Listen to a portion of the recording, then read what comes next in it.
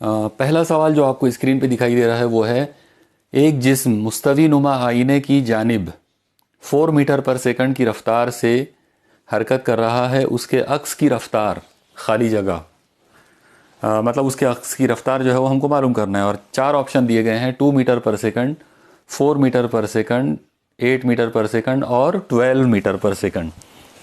तो देखिए बहुत ही सिंपल सा क्वेश्चन है और बहुत ही इम्पॉर्टेंट भी है। आप देखिए, मान लो यहाँ पर हम लोगों ने एक प्लेन मिरर लिया हुआ है, यानी मुस्तवी नुमा एक आईना लिया हुआ है और इस जगह पर एक ऑब्जेक्ट है। ओके, ये ऑब्जेक्ट अगर इस तरफ हरकत करता है, सपोज करो v रफ्तार से, तो इसकी जो अक्स बनेगी वो यहाँ बनेगी इस जगह पर। ये जो है ये इसका इमेज होगा। याद रखो, इमेज जो है वो हमेशा वर्चुअल होती है और इसकी ख़ास बात ये होगी कि अगर ये v रफ्तार से इधर जाएगा तो ये इमेज जो है वो इस तरफ आएगा 2v रफ्तार से, मतलब उससे डबल। इसका सीधा मतलब ये हुआ कि अगर ऑब्जेक्ट जो है उसकी रफ्तार अगर 4 मीटर पर सेकंड है इस तरफ जाने की, तो इमेज की जो रफ्तार होगी वो 4 से डबल होगी, मतलब 8 मीटर पर सेकंड की रफ्तार से इधर आएगा। Okay, clear? तो ये इस तरह से हम इसको सॉल्व कर सकते हैं। क्लियर? दूसरा सवाल जो आपके स्क्रीन पर अब नज़र आ रहा है वो है, मुस्तवी नुमा आईने की कम से कम बुलंदी क्या होगी जिसमें 6 फीट बुलंदी के एक शख्स का अक्स मुकम्मल तौर पर बनता हो। ओके, और 4 ऑप्शंस यहाँ दिए गए हैं, 6 फीट, 3 फीट, 12 फीट और 1.5 फीट। इंग्लिश में ये सवाल इस तरह से होगा, what should be the minimum height of a plane mirror so that a 6 feet tall man can see his full view image standing in front of the mirror. Okay, अब आप देखो ये सवाल जो है ये भी बहुत ही सिंपल और इम्पॉर्टेंट सवाल है। आप इसके अंदर ऐसे इमेजिन करो कि यहाँ पर इस जगह पर एक ऑब्जेक्ट है। ओके, इस ऑब्जेक्ट की जो हाइट है वो h है, तो इसके सामने मतलब इसी सतह के ऊपर यहाँ पर आईना कितना बड़ा लेना पड़ेगा ताकि इसकी जो इमेज है वो पूरी की पूरी उसके अंदर तैयार हो जाए, पूरी की पूरी हासिल हो जाए। तो ये कॉमन सेंस ये कहता है कि इससे इक्वल हाइट का अगर हमने आईना लिए तो इसकी इमेज जो है वो पूरी बनेगी। तो बिल्कुल सही बात है। अगर हम सेम हाइट का अगर मिरर लेते हैं, आईना अगर लेते हैं, तो वो जो ऑब्जेक्ट है वो पूरा का पूरा उसमें नज़र आएगा। लेकिन ये तो बराबरी वाली बात हो गई, मिनिमम की बात नहीं हुई, कम से कम की बात नहीं हुई। तो कम से कम कितनी बुलंदी लेना पड़ेगा आईने की जिसके अंदर वो पूरा का पूरा अक्स नज़र आ जाए उसको? तो वो मिनिमम जो बुलंदी है वो रहेगी इससे आधी। ओके, इससे आधी का मतलब होगा h/2। तो मिनिमम जो बुलंदी होना चाहिए आईने की वो h/2 बुलंदी हो जिसके अंदर ऑब्जेक्ट जो है वो पूरा का पूरा उसमें नज़र आ सकता है। इस लिहाज से अब आप देखिए कि जो शख्स आपको दिया गया है वो 6 फीट का है, तो 6 फीट बुलंदी यानी 6 फीट हाइट वाला शख्स जो है वो आईने में अगर देखता है अपने आप को मुकम्मल तौर पर, तो उसकी जो आईने की जो बुलंदी है, आईने की जो कम से कम मिनिमम जो हाइट उसकी रिक्वायरमेंट होगी वो होगी 6 से आधी, मतलब 3 फीट। तो इस तरह से ये वाला जो ऑप्शन है 3 फीट वो इसमें करेक्ट आंसर होगा। ओके, आज का तीसरा सवाल जो आपकी स्क्रीन पर अब नज़र आ रहा है वो है, एक बर्तन 2 मीटर गहरा है, उसमें पानी भरा गया, अगर उस बर्तन के ऊपर से देखें तो उसकी ज़ाहिरी गहराई क्या होगी? 4 ऑप्शंस दिए गए हैं, 2 मीटर, 3 मीटर, 3/2 मीटर और 4/3 मीटर। इंग्लिश में ये सवाल कुछ इस तरह से होगा, a vessel is 2 metre deep, how deep will it appear if it is filled with water and viewed from above? Okay, देखिए इस सवाल को पहले आप समझ लीजिए, बहुत ही सिंपल और इम्पॉर्टेंट सवाल है। आपको एक बर्तन दिया गया है, सपोज़ करो कि हम यहाँ पर एक बर्तन इस तरह से ले लेते हैं। ओके, इसके अंदर यहाँ पर पानी भरा हुआ है, तो यानी हम ये इमेजिन करेंगे कि ये पानी मुकम्मल तौर पर ऐसे पानी भरा हुआ है इसके अंदर पूरा का पूरा। तो ये जो है ये पानी से भरा हुआ है, इसकी ये जो गहराई दी हुई है तो ये है 2 मीटर। ठीक है, अब आप इसको ऊपर से जब देखेंगे तो आपको ऐसा लगेगा जैसे उसका ये जो तह है ये थोड़ा सा ऐसा ऊंचा उठा हुआ है। एक्चुअली जो रेज़ होती हैं, मतलब लाइट की जो रेज़ होती हैं, तो वो रिफ्रैक्ट होकर ऊपर आएगी और इसलिए ये जो तलवा जो है इसका, यानी ये जो बेस है, ये बेस आपको यहाँ नज़र आएगा इस जगह पर। ओके, इस जगह पर। तो जब आप इसको ऊपर से देखेंगे तो आपको उसकी गहराई इतनी नज़र आएगी, ये वाली ग्रीन कलर से जो मैंने बताया, तो ये उसकी गहराई नज़र आएगी। ओके, अब सवाल यह है कि इसको हम क्या नाम से पुकारेंगे। तो बहुत आसान है। आप देखिए, ये जो 2 मीटर जो है, तो ये उसकी हकीकत में उसकी गहराई है, इसलिए हम लोग इसको बोलेंगे रियल डेप्थ, यानी हकीकी गहराई। और ये वाली जो गहराई है, तो ये एपरेंट, यानी जिसको हम बोलेंगे ज़ाहिरी गहराई या एपरेंट डेप्थ। अब सवाल ये आएगा कि इसको हम सॉल्व कैसे करेंगे। तो इसके लिए जो रिलेशन आपको यूज़ करना पड़ेगा, वो रिलेशन मैंने इससे पहले आपको लेक्चर के दौरान बताया था, आज फिर उसको रिपीट कर देता हूँ। देखिए, इसका जो फॉर्मूला रहेगा वो है D = D' into N air upon N medium. एकदम सिंपल सा ये कंसेप्ट या ये फॉर्मूले को आप याद कर लो। यहाँ पर D जो है, इसका मतलब होता है एपरेंट डेप्थ, मतलब ज़ाहिरी गहराई, और D' जो है वो रियल डेप्थ है। N एयर का मतलब है हवा का रिफ्रैक्टिव इंडेक्स। ओके, हवा का इनेताफ़ी इशारिया या हवा का रिफ्रैक्टिव इंडेक्स। और NM का मतलब है मीडियम का, मतलब जिस मीडियम की आप बात कर रहे हो उस मीडियम का रिफ्रैक्टिव इंडेक्स।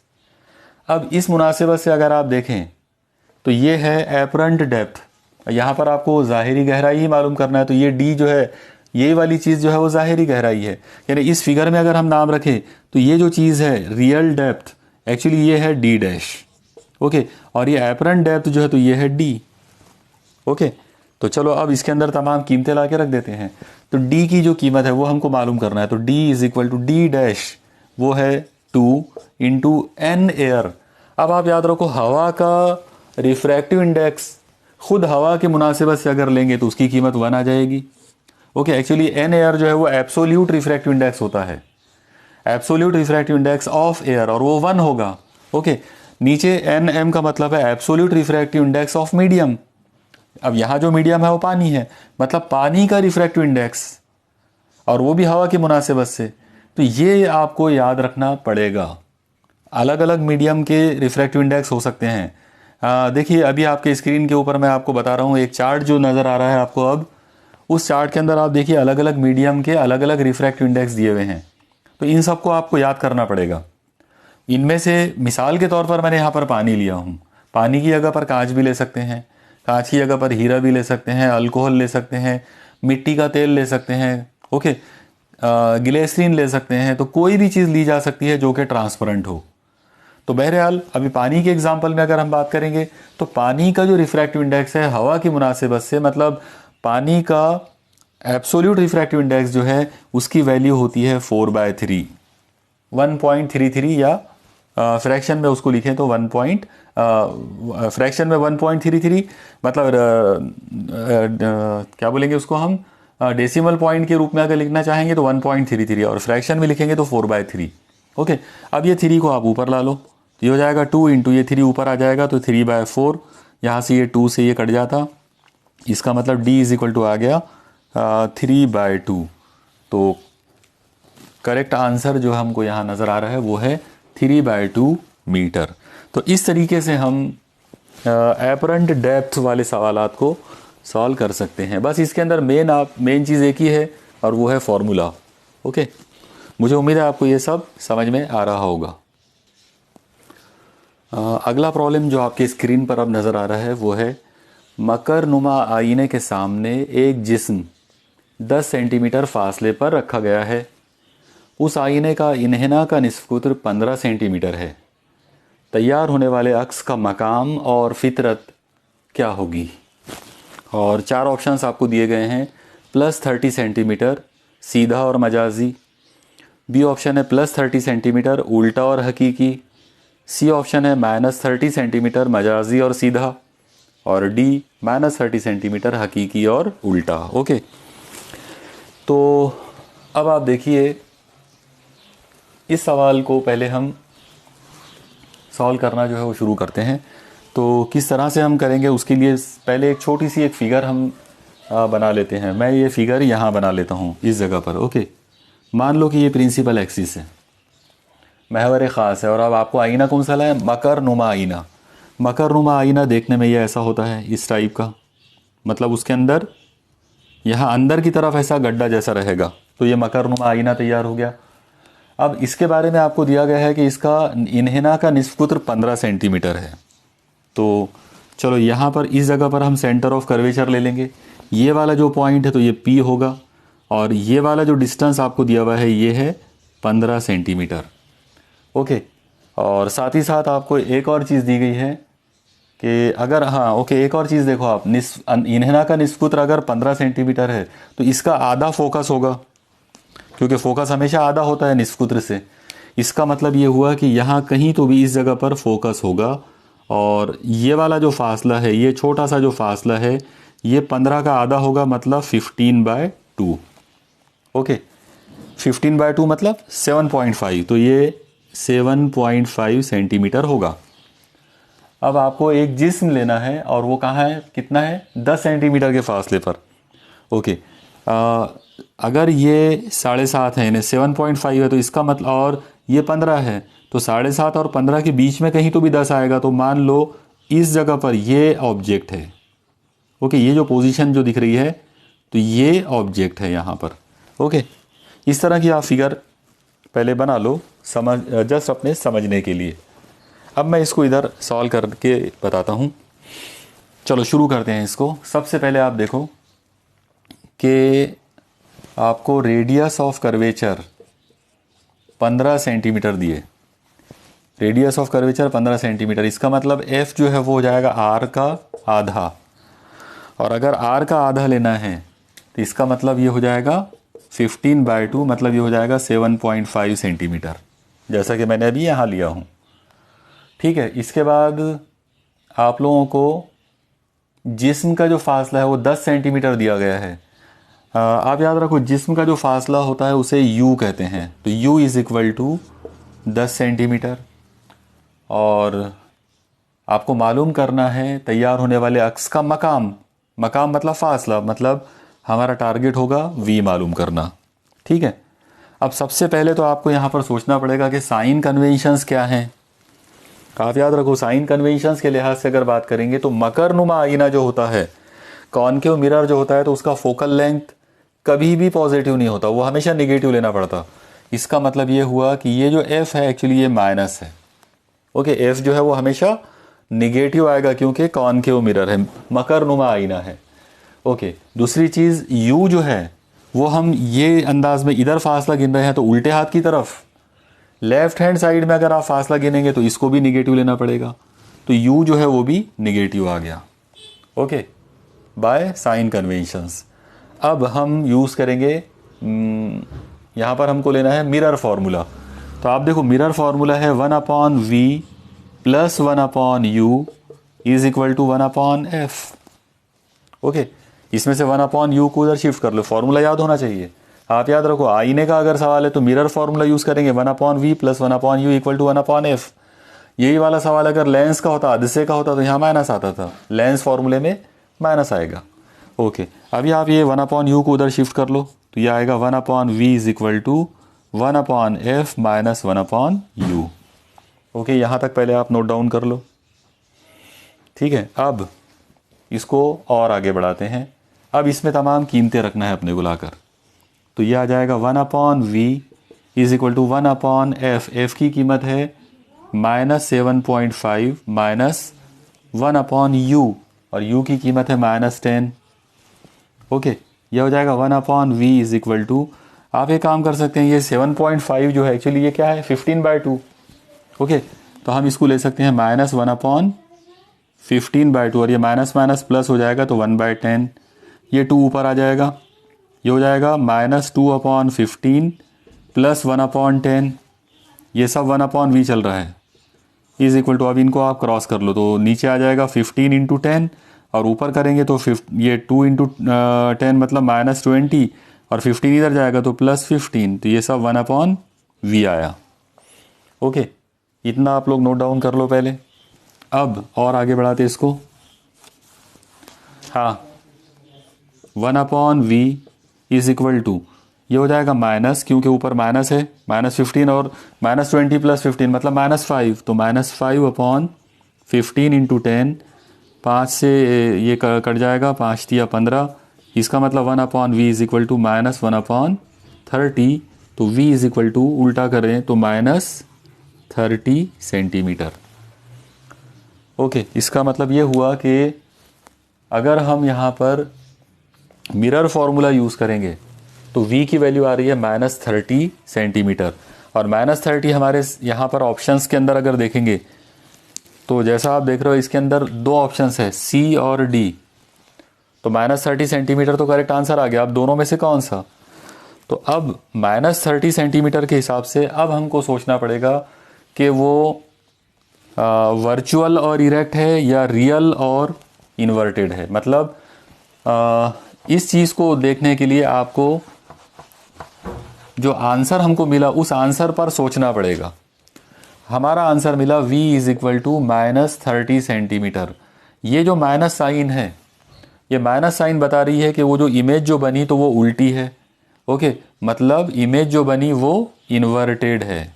ओके, और दूसरी चीज़ v अगर माइनस में आया इसका मतलब वो लेफ्ट हैंड साइड में मिला मिरर के, अगर वो मिरर के सामने बना है इसका मतलब डेफिनेटली वो रियल है। ठीक है, अगर वो उसके बैक साइड में बना होता तो वो वर्चुअल होता। तो इस तरह से जो आंसर हमारा मिलेगा इन दोनों में से वो होगा ये वाला आंसर करेक्ट है और ये रॉन्ग होगा। यानी -30 सेंटीमीटर जिसके अंदर इमेज जो तैयार हुई तो वो सॉरी ये वाला आंसर गलत होगा और ये आंसर करेक्ट होगा। -30 सेंटीमीटर जो इमेज तैयार हुई है वो रियल है मगर इन्वर्टेड है, यानी हकीकी है और उल्टी है।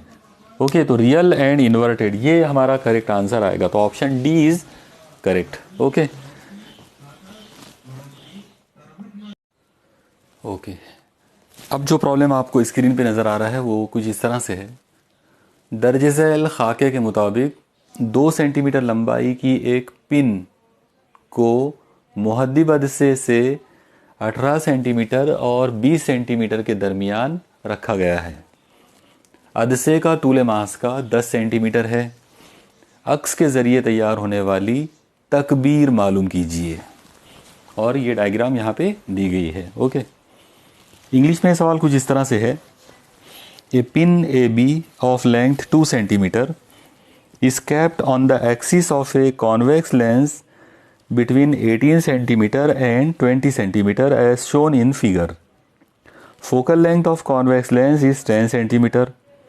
Find the magnification produced for the image of the pin. और जो 4 ऑप्शंस आपको दिए गए हैं वो है ए है 0.83, बी है 1.00, सी है 1.25 और डी है 6.78।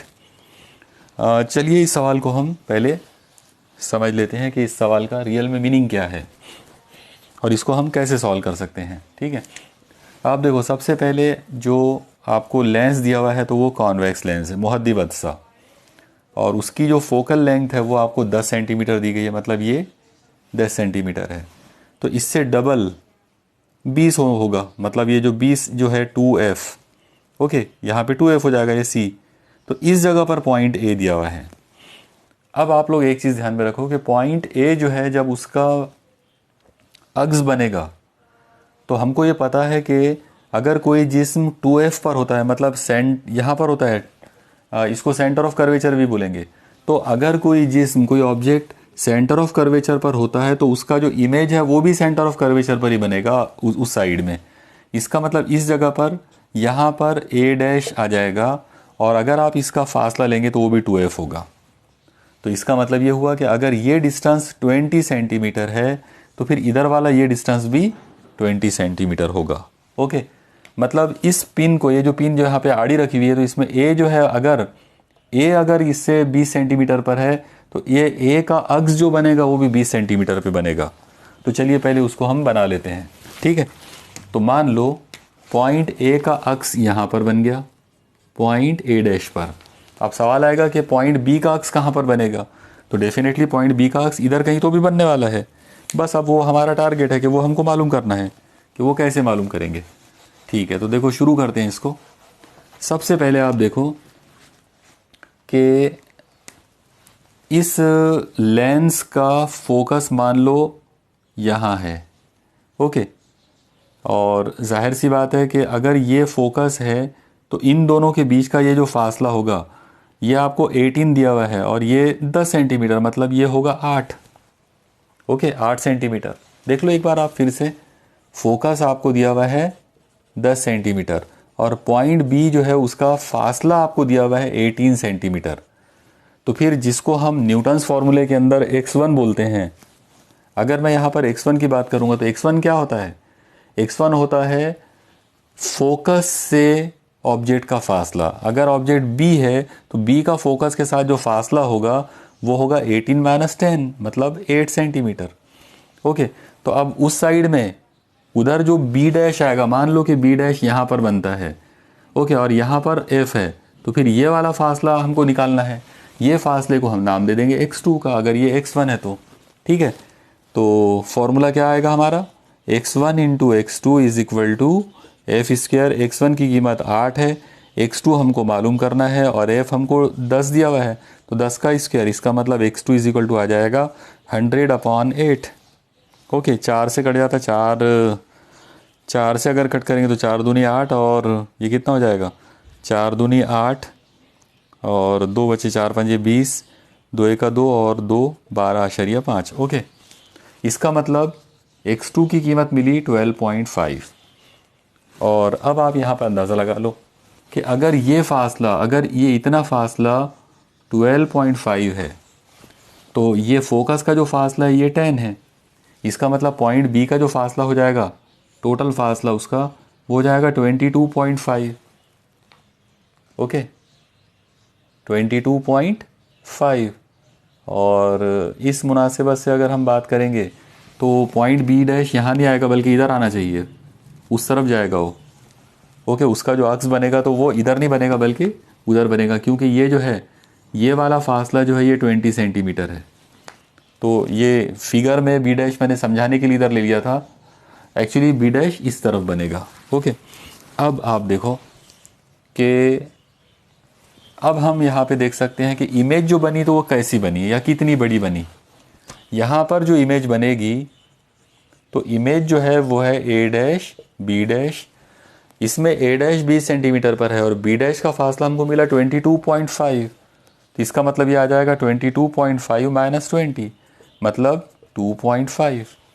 तो इमेज जो है उसकी, यानी पिन की जो इमेज बनी है वो 2.5 बनी है, ओके। अब आपको लेना है मैग्नीफिकेशन। तो मैग्नीफिकेशन के अंदर इमेज का साइज़ डिवाइडेड बाय ऑब्जेक्ट का साइज़। इमेज का साइज़ है 2.5 और ऑब्जेक्ट का साइज़ है 2, दोनों को अगर डिवाइड करेंगे तो 1.25। इसका मतलब मैग्नीफिकेशन कितना आया? 1.25। तो ये वाला ऑप्शन जो है ये करेक्ट होगा।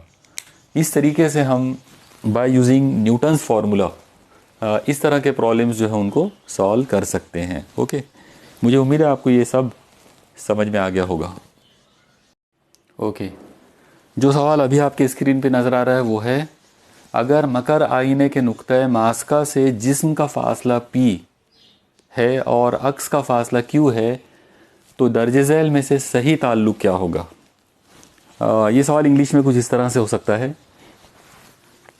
If P and Q are distances of object and image from principal focus of a concave mirror, then what is the relation between P, Q and focal length F? और जो 4 options आपको दिए गए हैं वो है, पहला है P into Q is equal to under root f, दूसरा है P into Q is equal to f, तीसरा P into Q is equal to f square, चौथा है P into Q is equal to 1/f, okay. अब आप देखो ये सवाल में सबसे पहले तो आपको ये ध्यान में रखना पड़ेगा कि ये सवाल को हल करने के लिए हमको न्यूटन्स फार्मूला यूज़ करना है, ओके। अब न्यूटन्स फार्मूला क्या है तो इसको आप एक बार समझ लो। न्यूटन्स फार्मूला बहुत ही सिंपल है और इसकी सबसे ज़्यादा आसानी की बात, सहूलत वाली बात ये होती है कि इसमें साइन कन्वेंशंस को भी ध्यान में रखने की ज़रूरत नहीं होती।